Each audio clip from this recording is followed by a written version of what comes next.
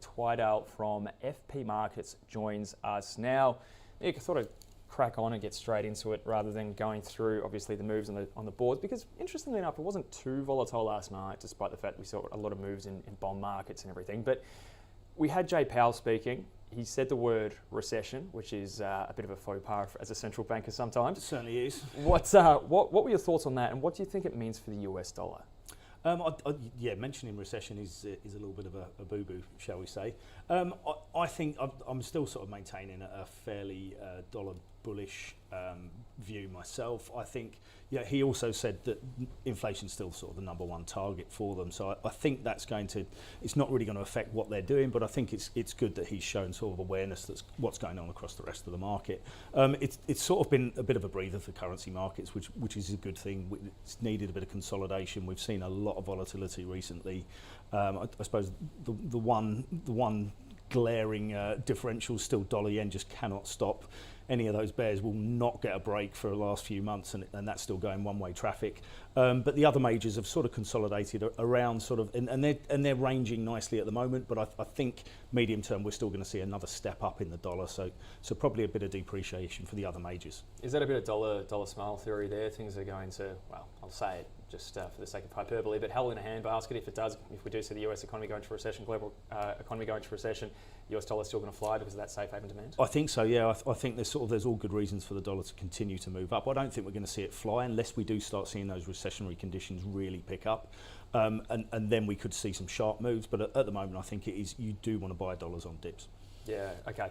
So let's bring it back home to the local currency. We were talking actually on the last call, I think the other day, about the fact that actually the Aussie against most crosses has performed reasonably well, but we're still in a downtrend against the US dollar. We've had some developments as far as disappointment around China. Commodity prices are dropping. Still the view that the Aussie will resolve to the downside after this kind of chop around the high 60s? I think so, and the Aussie could be a bit vulnerable, and especially on those crosses that we were talking about the other day. I think with commodities coming off and with China not giving us any real certainty, and it's a big thing for our economy, then the Aussie could be more vulnerable than some of the other majors. So you could start to see that Aussie really gain some momentum to the downside.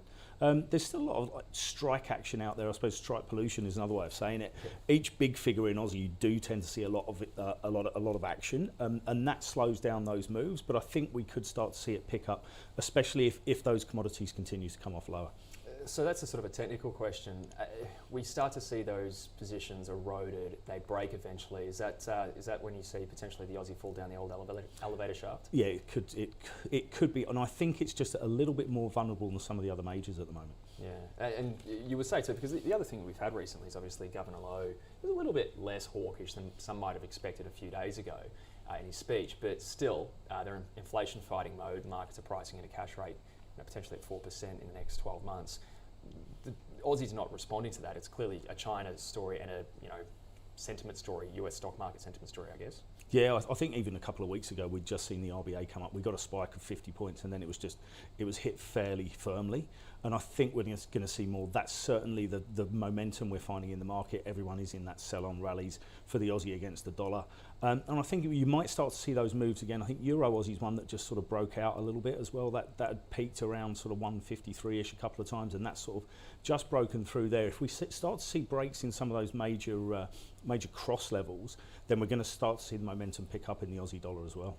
Interesting question, just about the homeland, I suppose. UK CPI came out at 9.1%, highest in say 4 decades, give or take a month or two, or whatever it happens to be. Yeah. But pound didn't move a great deal. What were your thoughts there? Very unusual, right? So cable will normally get some really nasty moves on data like that. So I think once again, maybe similar to what we're seeing in the Aussie, the mentality out there, especially for cable, is that they're in a sell-on rallies mode. So any of those good reasons for it to go up, it's going to be very short term, and I think we're still favouring as a market the dollar to move higher. So people and most of the guys that I'm talking to out there are looking for any retracement to sell into. So I think that's pretty much what happened. Like you would normally expect cable, especially, and maybe Euro Sterling, to get some much bigger moves on data like that, and we didn't really see it.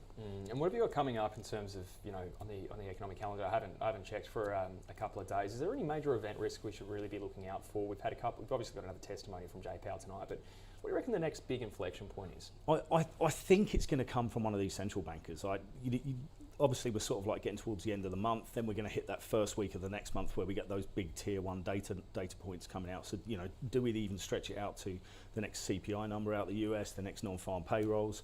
I think probably what's going to happen that's going to really get the currencies moving is something from one of these central bankers and someone reacting to, you know, this we were talking about the other day, this rock and hard place that all central banks are finding themselves in the middle of. And Jay Powell probably made good points last night. It's like inflation's the number one focus, but we're still very aware of what's going on in the rest of the world. So I think we're going to get it from a central banker. So it's like watch those conferences, watch those comments.